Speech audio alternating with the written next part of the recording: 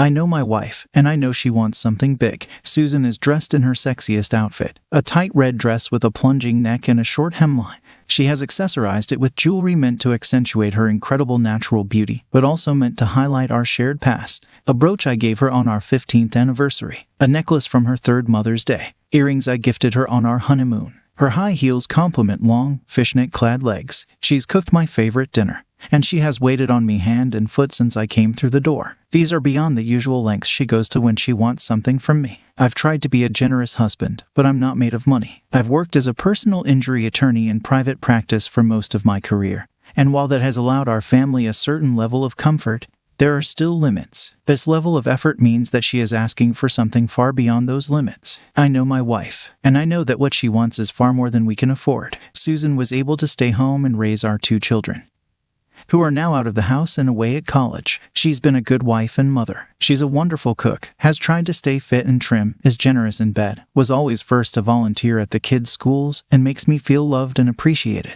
Over the years, though, she has tried numerous things to alleviate the boredom of being a stay-at-home mom: bird watching, makeup sales, writing, and many more. When she has wanted to try a particularly expensive hobby, she would put the full court press on, much like she is now. When Susan expressed her desire to re-enter the workforce after the children left home, I readily supported her. Finally, she'd be contributing financially instead of just spending. However, it's been 2 years since she resumed working, longer than her usual hobby-hopping stint. It was only a matter of time before she'd tire of it and move on to something new. This change was long overdue. I know Susan well, and I'm familiar with her pattern of adopting new obsessions. As we sit down for dinner and chat about my day, it's all part of the routine. Trying to get her to what she really wants will only ruin a nice dinner, because she thinks she has this process down to a science. She read a book on negotiation during her self-improvement phase, a hobby that lasted a blessedly short amount of time. She believes that holding to a rigid timetable and only giving information when she wants to is the key to getting what she wants. It's not a bad strategy, but she's used it so often that I can see all of her plays from a mile away.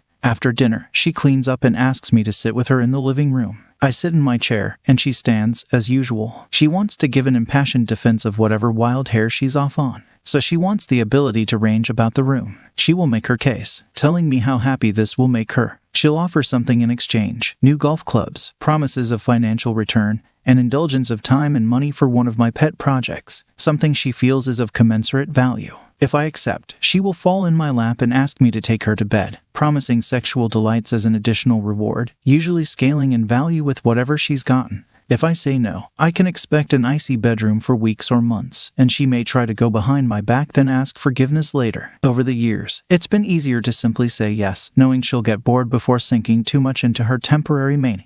I know my wife, and I know she's trying hard for an easy yes. Susan begins to talk about her work. She's enjoyed working there, but there's a new young manager that has taken particular interest in her. At first, I nod along, thinking she means that he wants to mentor her, or that she's bucking for a promotion. I know that this will mean longer hours, and I expect that she's angling to cut back on her responsibilities at home. Then I realize she's no longer talking about her job. She's talking about the manager. He's from a wealthy family. He's handsome, well-traveled, and athletic. He has leveraged his family name and business acumen to rise through the ranks quickly at her place of work. She had trained him not long after she started, and now he's her boss. She speaks at length about him and only of positive qualities. I know my wife, and I know what her new obsession is. Susan tells me that they've become close. She says that she had not mentioned him previously because she rarely talked about her work at all. As she talks about him, I remember seeing him once at a Christmas party. He came over and said hello to both of us. He seemed very friendly towards her, but quickly melted back into the crowd, and I thought nothing of it. He has been flirting with her. At first, she took it as simple office flirting, or that of a young man being cheeky with an older co-worker. But it wasn't. He's had his eyes on her for some time, and he's recently told her his intentions. He goes on a personal weekend retreat to a tropical island every year, and he wants to take her. Not us, her. She wants to go, and she wants a hall pass. I know my wife, and I know that I'm watching the end of my marriage in slow motion. Susan sees my face grow stony and starts in on the hard sell. She was a virgin when we married, and she wants to know what it's like to be with another man. He's a gentleman. It will be our little secret, and no one else will ever know. It'll only be this one time. She loves me, and nothing will change that. It will be an adventure for both of us. She will come home re-energized and drown me in affection. It has nothing to do with me. It's only sex. If I love her, I'll let her have this. She can tell it's not working. She moves on to the bargaining stage. I can have my own hall pass. No, 2 of them. No, an unlimited one. She'll let me get that boat I had wanted. He promises to purchase it for me. He'll arrange a separate getaway with a supportive friend. He assures me of boosting both my career and hers. She pledges to fulfill any sexual desire of mine for the rest of our lives,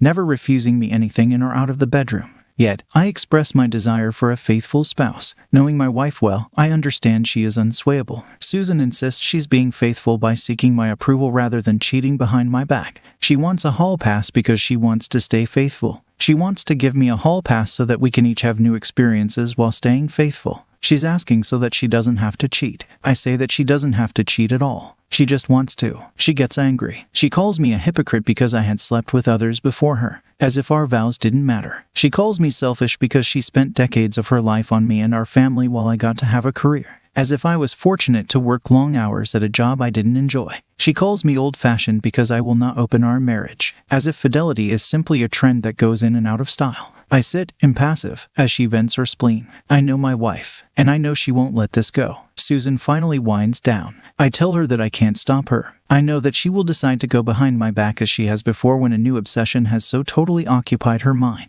I tell her that asking for permission without caring if it's granted is still cheating, and that I don't grant my permission. I tell her that if she leaves with him, she should not return. She will not be welcome. She glowers at me but says nothing. She turns on her heel, ascends the stairs, and locks our bedroom door. My shoulders slump. I've already started to grieve, and there's nothing useful to do right now, so I'm stuck alone with my thoughts. There is no outlet for my anger and sadness yet. I go to the spare bedroom, change out of my clothes, and climb under the covers, tossing and turning for the rest of the night. I know my wife, and I know that I won't sleep easily tonight. Susan is gone by the time I wake. Her suitcase is gone. Her warm weather clothes are gone. Her phone is not. It lays charging on the bedside table. I will not be able to contact her even if I wanted to. She has left me a note under it, telling me that I'll change my mind once I've had time to think. She explains that she will return Monday evening. She writes that she loves me and hopes that while she is gone, I will take advantage of my hall pass, the one I told her that I did not accept and do not want.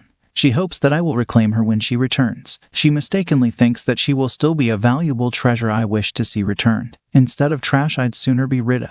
Her confusion is understandable. She was, until now, my greatest treasure, but not anymore. She is on a plane, and I am here. It is Friday morning. I set an out-of-office message, as there is more important work to be done. I had no outlet for my emotions last night, but now I have nothing but time on my hands and rage in my heart. I call an old friend and set the legal wheels in motion. He begins to draft divorce papers. I send him a copy of our prenuptial agreement, which notably has an adultery clause, along with the details of our assets. I urge him to be fair, acknowledging she's the mother of my children, but not overly generous. Considering our asset arrangement and prenuptial agreement, fairness should come naturally. Knowing my wife's disregard for legal matters, this should be straightforward. Susan maintained a tidy home, her forte. Over the weekend, gathering her belongings and storing them away is effortless. As soon as she opens the door, I want her to grasp that this isn't her home anymore. The physical activity of packing and organizing provides a sense of control amidst the turmoil. It consumes the weekend, leaving me drained enough to find some rest at night. On Monday morning, I prepare for the confrontation to come. I call our children and inform them what is about to happen. I keep the details somewhat vague, but they know that their mother has chosen to cheat on me after trying to force me to open our marriage. They're smart kids. They know me, and they know that there is no dissuading me from my course. I cry with them and tell them I love them. At least she hasn't poisoned this. I call our closest friends and they are shocked. I call my parents and they are supportive. I call her parents, and they are aghast. I know my wife, and I know that no one is on her side. Susan's plane will land soon. My friend burned the midnight oil as a favor to me and worked through the weekend. He has given me a copy of the papers in a plain but unmistakable manila envelope. I have chosen to not have her served at the airport. It is not out of any loyalty. I hope that she is embarrassed. I hope that she does feel shamed by her actions. I have made sure that the game of telephone has begun amongst our social circle, after all. Her phone, now on the entryway table, is filled with texts and voicemails condemning her. I did not have her served at the airport, because I want to see her face when she realizes what her weekend has cost her. I am not normally a cruel man. Perhaps my soon-to-be ex-wife has mistaken my kindness for weakness. Perhaps she has seen my generosity as a lack of will. But even a kind man can be driven to cruelty. Even a generous man can put his foot down and say, No more. I know my wife, and I know that she will soon be far less comfortable than she is accustomed to. Susan opens the door with a broad, relaxed smile on her face. She's undeniably stunning, and for a fleeting moment, I'm struck by a twinge of remorse for what's unfolding. But then reality sets in. I remind myself it's not about to happen. It already has. She's betrayed our vows, opting for him over me, willingly discarding our shared life despite my warnings of the repercussions. Her expression freezes as she enters our living room, taking a moment to register the changes. There's a palpable absence, a void where cherished belongings once stood, the crystal vase that held her birthday and anniversary flowers, our wedding portrait, mementos from our travels, and so much more. But far more painfully, there is an absence of love. Even when we had fought, even when I was angry with her, there was always love.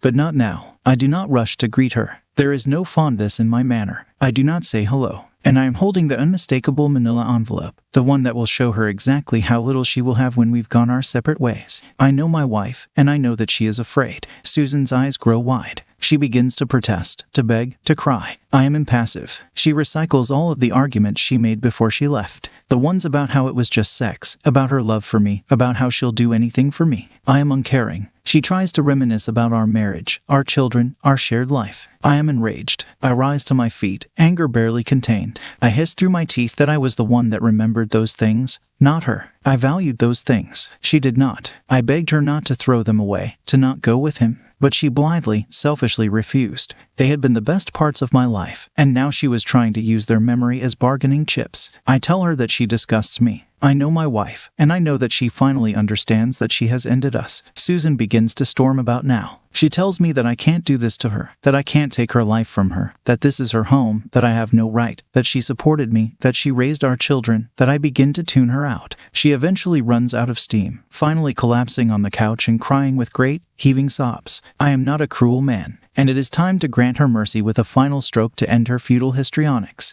I didn't take this from you. You threw it away. There's nothing for you here anymore. Now go. I know my wife. Now, finally, for the first time, I think she truly knows me. Second story, I texted my cheating ex and I feel so dumb. My ex and I were together for 3 years until our breakup last July. I discovered his infidelity several times. Texting other girls, snapping them, sliding into DMs on Instagram, and even denying he had a girlfriend while engaging in sexting. This was a deal breaker for me. Now, I find myself at that stage of the breakup where I can only recall the good times. In December, I started dating someone new, but I made it clear from the beginning that I wasn't ready for commitment or anything serious. However, over the weekend, he confessed his love for me, leaving me feeling hollow inside. I promptly ended things, unable to reciprocate his feelings. This triggered a flood of emotions, reminding me of how much I once loved my ex. With Valentine's Day passing recently, I couldn't help but feel the absence of my ex and the life we shared. I reached out to him, hoping he felt the same way I did.